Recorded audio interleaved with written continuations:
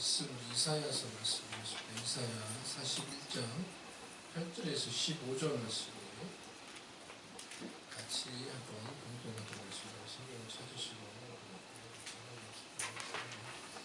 성경을 다 찾으시고 이사야 41장 8절에서 15절 말씀을 함께 공독하도록 하겠습니다.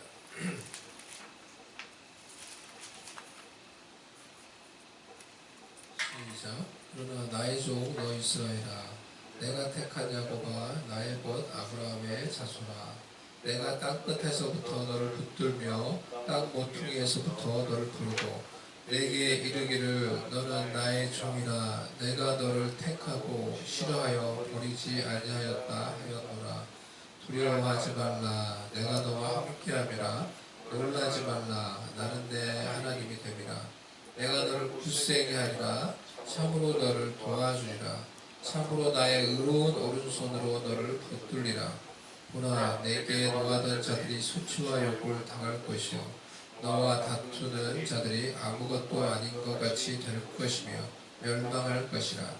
내가 찾아도 너와 싸우던 자들을 만나지 못할 것이요 너를 치는 자들은 아무것도 아닌 것 같고 허무한 것 같이 되리니, 이는 나 여호와 너의 하나님이 내 오른손을 붙들고 내게 이르기를 두려워하지 말라, 내가 너를 도우리라 할 것임이니라.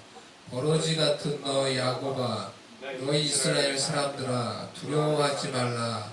나 여호와가 말하노니 내가 너를 도울 것이라. 내 구속자는 이스라엘의 거룩한 이인이라. 보라, 내가 너를 이가 날카로운 새 타작기로 삼으리니 내가 산들을 쳐서 부스러기를 만들 것이며 작은 산들을 겨같이 만들 것이라. 아멘. 오늘 도우시는 하나님이라는 제목으로 말씀 여러분과 잠시 나누도록 하겠습니다. 이사야는 구약 성경인데요. 그러니까 성경의 한 부분인데 성경의 이제 축소판이라고 이렇게 말을 합니다. 구약 성경에서 제일 높은 이제 봉우리 위에 있는 어떤 그런 이제 성경의 한 부분이다라고 이렇게 말을 하는데요. 그 이유가, 그러니까 성경을 마치 축약해 놓은 것 같은 어떤 그런 이제 모습을 이사야가 가지고 있기 때문입니다. 그래서 1장부터 39장, 총 66장이잖아요. 근데 성경 권수하고도 똑같아요. 근데 1장부터 39장은 구약의 39권의 구약의 축소판과 같은 거예요. 그래서 1장부터 39장은 범죄한 유다에 대한 심판의 예언이 수록되어 있는 것입니다. 그리고 40장부터 66장의 총 27장은 신약의 27권의 이 축소판으로 하나님이 범죄하여서 심판받는, 이 심판받은 이스라엘을, 하나님의 백성들을 어떻게 회복시키실 것인지, 어떻게 다시 구원하실 것인지, 어떻게 다시 영광스럽게 하나님의 백성들을 회복시킬 것인지에 관해서 예언하며 약속해 놓은 말씀인 거예요. 그래서 이사야서를 읽을 때 이러한 관점을 우리가 알고, 이러한 관점으로 읽으면은 우리가 성경 통독에 도움이 될 것입니다. 그래서 우리가 특히 이사야 후반부에 40장 이후에 나오는 말씀들이 너무나 좋은 말씀들이 많잖아요. 그것이 마치, 그러니까 신약의 백성들을 향한, 이 하나님의 백성들을 향한 회복을 말하는, 회복에 대해서 약속해주는 말씀들이기 때문입니다. 그래서 이사야의 40장 후반부에 나오는 이 하나님의 백성들을 향한 회복의 말씀들을 우리가 읽으면서 하나님이 어떠한 분이신지 잘 알고 믿는 것이 신약의 백성인 우리에게 아주 중요한 거예요. 제가 지금 이제 새해부터 사실은 하나님에 대해서 계속 말씀을 드리는 건데요. 새해를 행하시는 하나님, 첫주에도 말씀드리고 지난주에 기적을 행하시는 하나님, 그리고 이번 주가 도우시는 하나님, 우리를 도우시는 하나님에 대해서 말씀을 드리는 것입니다. 그래서 우리가 믿는 하나님을 먼저 우리가 잘 알고 믿는 것이 우리의 신앙에서 가장 중요하고 근본적인 것이죠. 그래서 이러한 말씀들을 잘 기억하고 잘 되새기고 우리의 신앙의 근본으로 뿌리로 삼는 것이 되게 중요해요. 신앙의 핵심으로 삼는 하나님이 어떤 분이신지 잘 아는 것이 너무나 우리에게 중요합니다. 그래서 오늘 이사야서 41장의 말씀을 중심으로 도우시는 하나님이라는 주제로 말씀을 나누도록 하겠습니다. 첫 번째, 하나님은 소망이 없는 자를 도우십니다. 하나님은 바벨론에서 포로 생활하며 아무런 영적 소망이 없었던 이스라엘 백성들을 도우시겠다고 반복해서 강조하며 말씀을 하고 계십니다. 41장 1절에서 7절의 내용을 우리가 보지 않았는데 우리가 읽은 본문의 그 앞부분 내용입니다. 이 내용은 하나님이 이제 뭐 섬들아 이런 내용이 나와요. 그 내용 무슨 내용이냐고 하면은 하나님이 이스라엘 백성들을 포로에서 다시 회복시키시고 돌아오게 하시는데 그 일을 위해서 누구를 세운다고 했습니까? 페르시아 바사의 고레스를 세우는 거예요. 바사의 고레스를 하나님이 세우셔서 이방의 왕이지만 이방 나라지만은 하나님은 그렇게 역사하는 거예요. 이 세계 가운데 하나님이 주권적으로 당신의 뜻을 이루기 위해서 이방 사람도 사용하고 불신자도 사용하고 나라를 세우기도 하고 패하기도 하고 그렇게 하시는 거죠. 그래서 하나님이 이방 나라의 이 페르시아의 고레스를 세워요. 그래서 그 나라를 제국이 되게 만들고 강력하게 만드는 것입니다. 그래서 이 고레스가 세운 페르시아 제국이 바벨론과 그의 동맹국들을 공격하며 전쟁을 하는 것이죠. 그리고 이 하나님의 은혜 가운데서 섭리 가운데 거대한 제국이 된 이 페르시아의 이 고레스의 공격을 막기 위해서 바벨론과 그의 동맹국들을 무너뜨리는 것에 대해서 말씀을 하는 거예요. 그런데 그 바벨론과 그의 동맹국들이 어떻게 서로 동맹을 맺으며 연합을 하며 어떻게 그러니까 바사의 고레스를 대항하기 위해서 동맹하며 연합하며 그것을 위해서 우리가 힘을 내고 서로를 격려해야 된다라는 내용이 앞부분의 내용이에요. 앞부분의 내용이에요. 그래서 41장 5절에서 7절 말씀 섬들이 보고 두려워하며 땅끝이 무서워 떨며 함께 모여와서 각기 이웃을 도우며 그 형제에게 이르기를 너는 힘을 내라. 이게 바벨론과 그의 동맹국들인 거예요. 이 바사의 이 고레스를 대항하기 위해서 동맹하면서 서로 격려하는 거예요. 너는 힘을 내라 하고 목공은 금장색을 격려하며 망치로 고르게 하는 자는 매질꾼을 격려하며 이르되 땜질이 잘 된다 하니 그가 못을 단단히 박아 우상을 흔들리지 아니하게 하는도다. 이런 일들이 일어난다는 거예요. 바사의 고레스를 하나님께서 강력하게 만들고 그리고 하나님께서 바벨론과 그 다른 나라들을 무너뜨릴 것인데 이 바벨론과 그들은 다른 나라들은 또 이 고레스를 두려워해서 자기들끼리 연합하는 거예요. 또 자기들끼리 힘을 내면서 자기들끼리 또 격려하면서 어떻게요? 더욱더 우상을 견고하게 한다라는 거예요. 이 말씀대로 주석을 보니까 실제로 고레스의 이 공격을 막기 위해서 리디아의 크로에수스, 바벨론의 나보니누스, 애굽의 아마시스 등이 함께 모여 동맹을 맺으면서 이 대책을 강구하였다라는 거예요. 그리고 바벨론은 이 고레스의 이 공격을 직면하면서도 우상과 그 우상의 전각들을 세우는데 더욱더 힘을 내고 여념이 없었다라는 거예요. 그처럼 여러분 하나님의 뜻과 역사가 이루어지려고 할 때 그럴수록 악한 자들은 더욱 동맹하며 연합하며 서로를 격려하며 하나 되어서 자신들의 힘을 더욱 견고하게 하려고 하는 것입니다. 이러한 상황 속에서 포로로 억압받으며 소망이 보이지 않는 그런 환경 속에서 살고 있었을 하나님의 백성 이스라엘에게 하나님이 말씀하시는 거예요. 이러한 상황 속에서 그러나 나의 종 너 이스라엘아 내가 택한 야곱아 나의 벗 아브라함의 자손아 내가 너를 도울 것이다. 내가 너를 도울 것이다. 내가 너를 반드시 도울 것이다. 라고 하나님께서 하나님의 백성 이스라엘에게 말씀을 하시는 것입니다. 하나님의 뜻이 이루어지려고 할 때 악한 자들이 두려움 속에서 더욱 연합하며 서로를 격려하며 자신들의 힘과 권력을 견고히 하려고 하는 일들은 지금도 반복됩니다.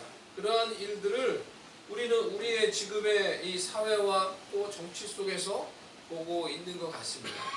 미국과 특히 지금 이 대한민국 가운데 온갖 불법과 잘못된 그러한 사상들이 정치가들 속에 들어가면 그 배후의 그런 사상들이 영향을 주고 또 그들이 그러한 것을 따르고 있다는 것을 우리가 생각하고 알 수가 있습니다. 그러한 잘못된 사상들이 나라를 어지럽히며 그리스도인들 뿐만 아니라 모든 사람들을 분열과 혼란과 고통에 처하게 하는 이러한 절망적인 상황 속에서 하나님께서 당신의 사랑하는 백성들에게 말씀하시는 거예요.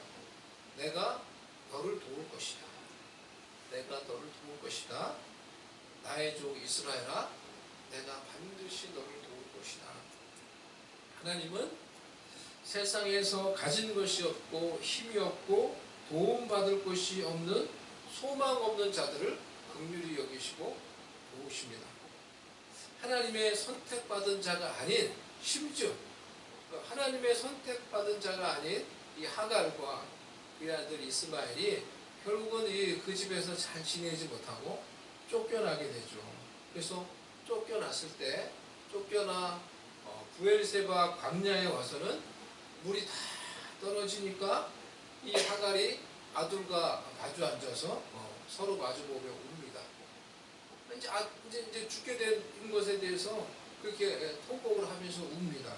그런데 하나님은 그때 그 아이 이스마엘의 울음을 들으시고 하갈과 이 이스마엘을 도우십니다. 창세기 21장 17절에서 20절에 하나님이 그 어린아이의 소리를 들으셨으므로 하나님의 사자가 하늘에서부터 하갈을 불러주시되 하갈아 무슨 일이냐? 두려워하지 말라. 하나님이 저기 있는 아이의 소리를 들으셨나니 일어나 아이를 일으켜 내 손으로 붙들라. 그가 큰 민족을 이루게 하리라 하시니라. 하나님이 하갈의 눈을 밝히셨으므로 샘물을 보고 가서 가죽부대에 물을 채워다가 그 아이에게 마시게 하였더라.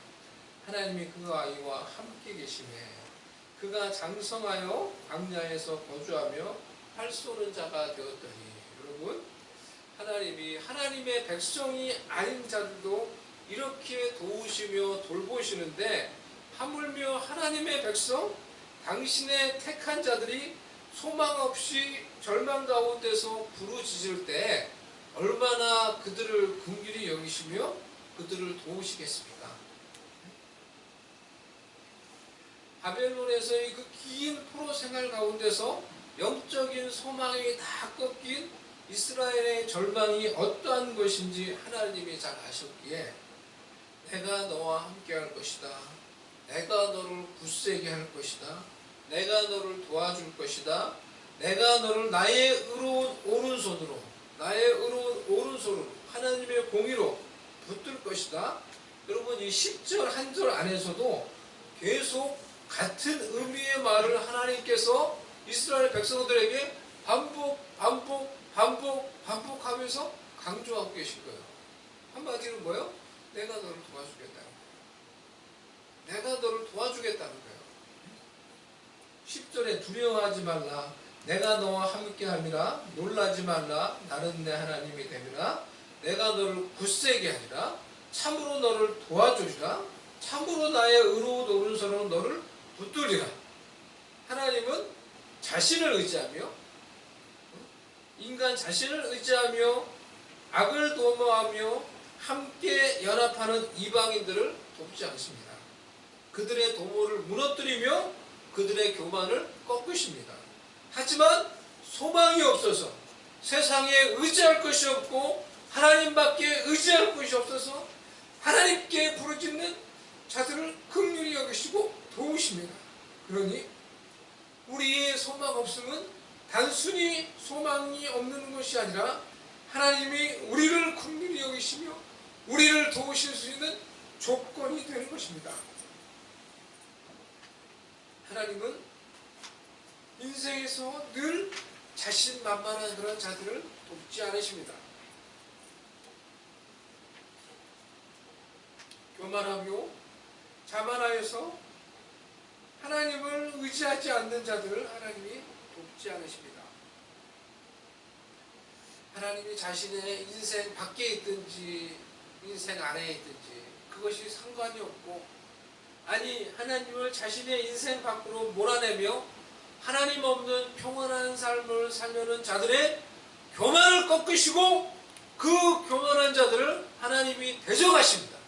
하지만 소망이 없어 하나님께 부르짖고 기댈 곳이 없어서 하나님께 기도하고 하나님을 의지하고 힘이 없어서 하나님을 힘으로 삼는 자들에게 소망이 되어주시고 의지가 되어주시고 그들의 오른손을 붙들어 주시는 것입니다. 13절에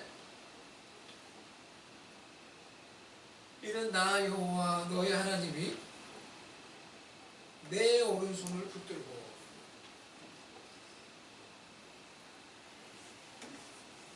내게 이르기를 두려워하지 말라.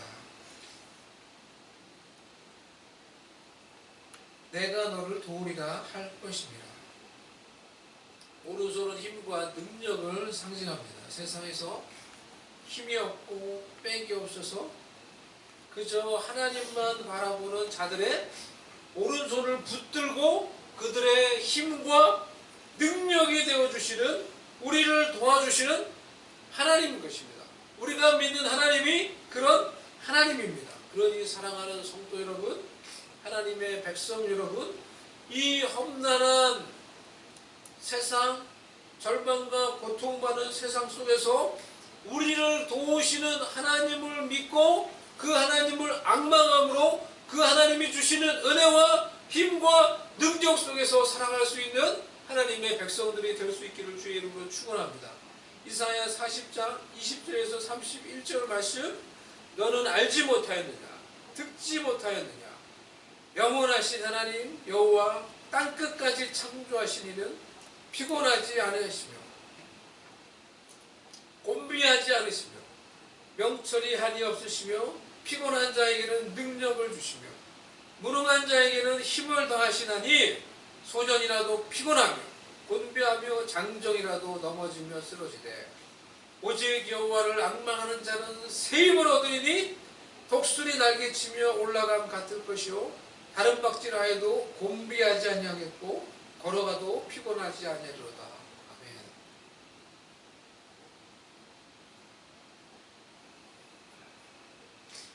두 번째, 하나님은 신실하심으로 우리를 도우십니다. 8절 9절에 그러나 나의 종 너 이스라엘아, 내가 택한 야곱아, 나의 곧 아브라함의 자손아, 내가 땅끝에서부터 너를 붙들며 땅 모퉁이에서부터 너를 부르고 내게 이르기를 너는 나의 종이라, 내가 너를 택하고 싫어하여 버리지 아니하였다 하였노라. 하나님이 우리를 도우시는 이유는 하나님이 우리를 택하셨기 때문이에요. 우리를 하나님의 종으로, 우리를 하나님의 백성으로 택하셨기 때문에 당신이 택하신 백성들에게 변함없는 책임과 사랑으로 우리를 도우시는 것입니다. 그래서 하나님이 우리를 이렇게 부르시는 거예요. 나의 종 너 이스라엘아, 내가 택한 야곱아, 나의 벗 아브라함의 자손아, 이렇게 우리를 부르시는 거예요. 각 호층마다 자신이 선택하신 하나님의 백성들을 향한 하나님의 마음이 담겨져 있어요. 나의 종 너 이스라엘아, 우리가 자격이 있어서가 아니라 하나님의 주권적인 이 선택적인 이 사랑으로 우리를 하나님의 종으로 부르셨다는 거예요. 하나님이 나의 자격과 상관없이, 나의 어떤 것과 상관없이 하나님께서 주권적으로 선택하셔서 그 사랑으로 우리를 하나님의 종으로 부르셨다는 거예요. 그 하나님의 그 사랑의 부르심에 믿음과 순종으로 응답할 수 있는 하나님의 백성들이 될 수 있기를 바랍니다. 나의 택한 야곱아, 겁을 많고 연약했던 그런 야곱이었지만은 하나님을 사랑하였던 그 야곱을 하나님이 택하셨듯이 우리가 부족하고 우리가 연약하나 하나님이 우리를 택하셨기 때문에 우리를 그 하나님의 그 택하신 그 사랑으로 인하여서 우리를 변함없이 사랑하시고 긍휼히 여기시는 것입니다. 마치 부모가 자신의 자녀가 아무리 부족하고 연약하여도 그 자신의 자녀를 여전히 사랑하며 긍휼히 여기는 것과 똑같은 것입니다. 하나님이 친구같이 생각했던 아브라함의 자손으로 우리를 택해 주셨기 때문에 믿음으로 아브라함의 자손인 우리를 긍휼히 여기시고 변함없이 사랑해 주시는 거예요. 그래서 하나님의 도우심은 바로 우리를 향한 이 언약에 근거한 변함없는 하나님의 책임과 사랑에서 나오는 것입니다. 부모가 자신의 자녀가 못났든지 잘났든지 상관없이 아무리 못났어도 그를 버리고 미워할 수 없듯이 하나님이 당신이 택한 당신의 백성, 당신의 자녀를 우리의 부족함과 우리의 허물과 우리의 연약함에 상관없이 변함없이 긍휼히 여기시며 도우시는 것입니다. 이 신실하신 하나님의 사랑에서 나오는 도우심으로 말미암아 우리는 죄악 가운데서 다시 회복되는 것입니다. 우리의 연약함 가운데서 다시 회복되는 것입니다. 이 신실하신 하나님의 사랑에서 나오시는 하나님의 변함없는 도우심으로 말미암아 우리가 고통 가운데서 다시 회복되는 거예요. 절망 가운데서 다시 회복되는 거예요. 아픔과 상처 가운데서 다시 회복되는 거예요. 다시 회복되는 거예요. 신실하신 하나님의 사랑으로 말미암아 다시 회복되는 거예요. 그 신실하신 하나님의 사랑을 믿고 의지할 수 있는 거예요. 그 신실하신 하나님의 사랑에서 나오는 하나님의 도우심을 믿을 수 있는 거예요. 14절에 버러지 같은 너 야곱아 너 이 이스라엘 사람들아 두려워하지 말라. 나 여호와가 말하노니 내가 너를 도울 것이라. 내 구속자는 이스라엘의 거룩한 이인이라. 버러지 같은 너 야곱아. 전에 이 개역 한글에서는 지렁이 같은 너 야곱아 라고 이렇게 번역을 했죠. 이 부분을 칼빈은 벌레 같은 야곱아 너 죽은 이스라엘아 이렇게 표현을 했어요. 지렁이, 벌레, 죽은.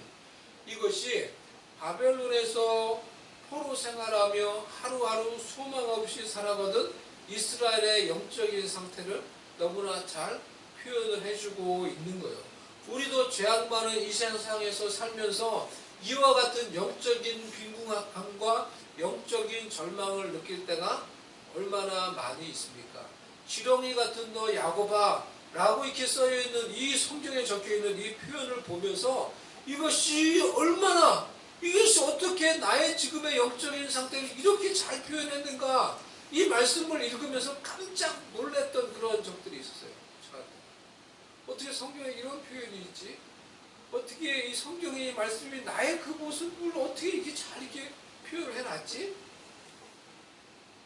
세상에서 하나님의 백성으로 산다고 하지만은 죄악에 휩쓸려서 사단의 속임수에 넘어가서 거대한 세속의 그 물결에 휩쓸려서 그것을 거스르지 못하고 그 세상 속에서 죄악 속에서 세상과 죄악과 타협하며 내가 누구인지 거기에 그냥 휩쓸려서 사는 거예요.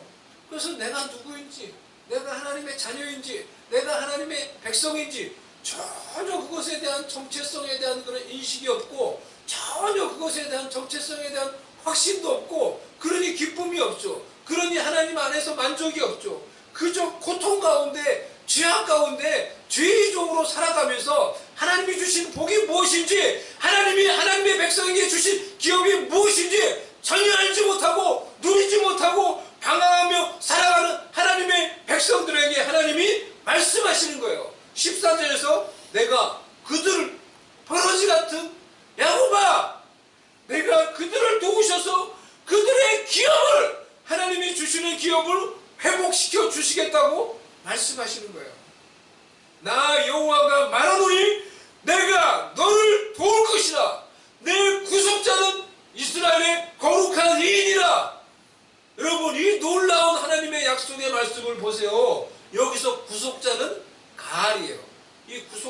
말은 아주 중요한 말씀이에요. 가알, 리디머예요. 어벤저, 보복자, reclaim as one's own, 누군가의 소유를 되찾아주는 거예요. 구속자는 누군가가 잃어버린 그 소유 기업을 되찾아주는 거예요. act as kinsman, 기업 물을 자로서 행동을 하는 거예요. 기업 물을 자가 뭐예요? 이 사람이 구속자예요. 나오미와 롯이 유다 땅으로 돌아왔을 때 그들은 자신의 땅이고 뭐고 그들의 기업을 이미 다 잃어버린 거예요. 즉 원래는 이스라엘 백성들은 자신의 땅이 있었죠. 하나님이 주신 땅이 있는 거예요. 여호수아 이후로 자신의 땅이 있었던 거예요. 근데 그들이 그 땅을 떠나고 다시 돌아왔을 때는 자신의 땅이고 하나님 주신 기업이고 뭐고 다 하나도 없어요. 그야말로 빈털터예요. 하나님의 백성이지만 아무것도 없어요. 하나님의 백성이죠. 하나님 주신 거예요. 근데 하나님의 기업이고 뭐고 아무것도 없는 거예요. 그런데 이 나오미의 친척이 되는, 그러니까 친척이 그런데 그 기업을 회복시켜 줄 수가 있는 거예요. 그게 기업 물을자예요. 어떻게요? 결혼하면 돼요. 근데 나오미 가문과 친척이 되었던 보아스가 룻과 결혼함으로 기업 물을자, 즉 구속자가 되어서 나오미와 룻이 잃어버렸던 그들의 땅, 그들의 기업을 다시 다 회복시켜 준 거예요. 이게 룻기의 내용이에요. 이게 구속자예요. 그런데 하나님이 말씀하시는 거예요. 너의 구속자는 버러지 같은 야곱아, 너의 구속자는 나니라. 너의 구속자는 이스라엘의 거룩한 이라.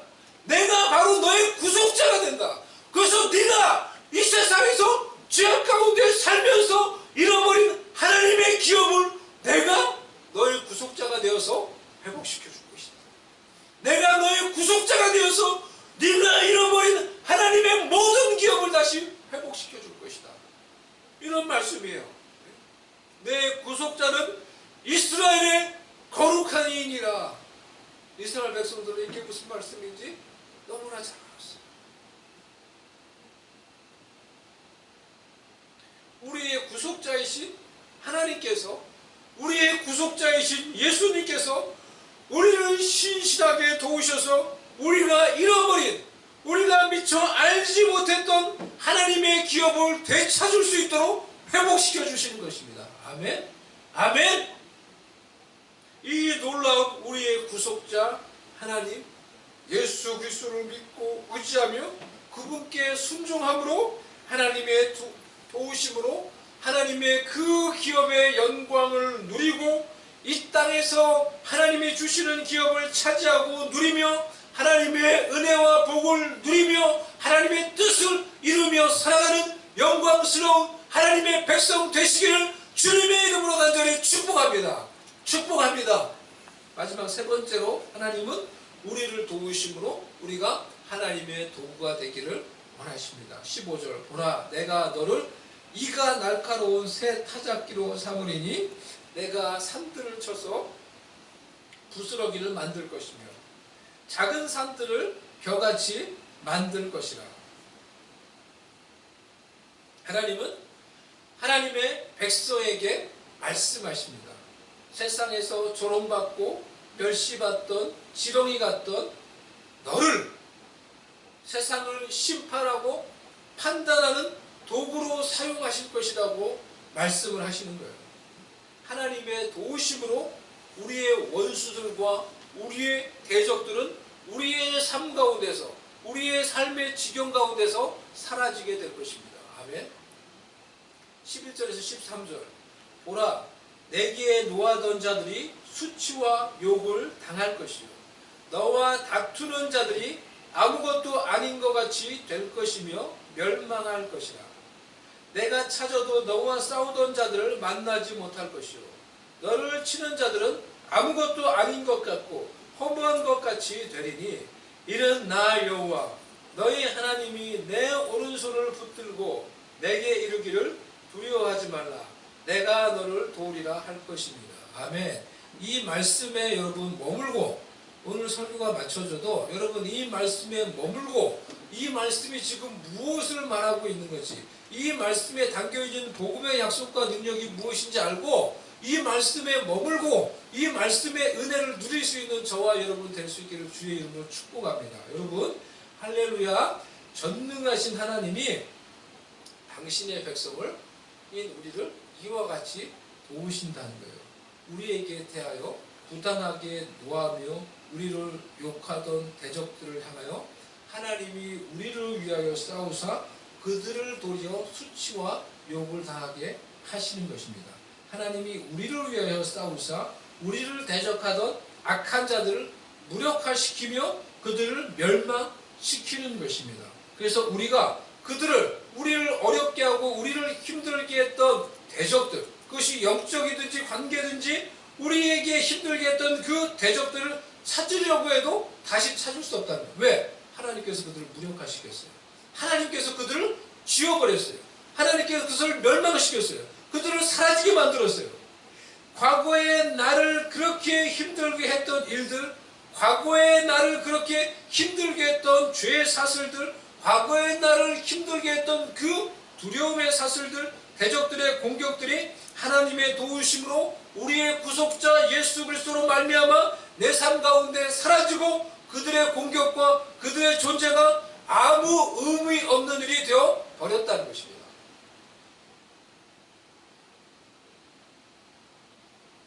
이 말씀의 이 은혜를 오늘 이 말씀과 또 신약에 있는 이 복음의 은혜들을 우리가 잘 연결시켜서 이 말씀의 은혜를 저와 여러분이 누리기를 원해요. 저는 이 말씀을 꼭 누리기를 원해요. 제게 이 말씀이 필요하거든요. 하나님께서 예수 그리스도를 통하여 우리의 삶 가운데 영적인 원수들의 공격이 사라지며 죄악의 사슬들이 끊어지며 원수들의 공격과 무기를 무력화시키는 일들을 행해 주셨습니다. 아멘.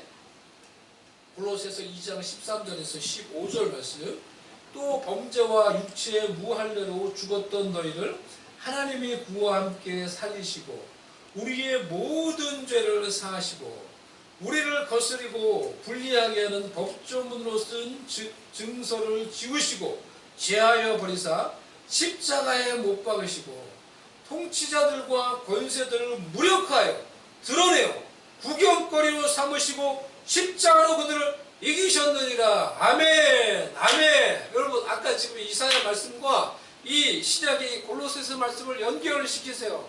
그래서 복음의 은혜와 능력이 우리 가운데 어떻게 적용이 되는지 알고 우리가 그것을 우리의 삶 가운데 실제적으로 적용하고 누릴 수 있어야 돼요. 복음의 능력을 누릴 수 있어야 돼요. 하나님의 백성을 향한 이 놀라운 말씀들이 우리 자신을 향해서 우리가 얼마나 존귀한 마음과 믿음을 가져야 하는지를 우리에게 촉구해 주는 거예요.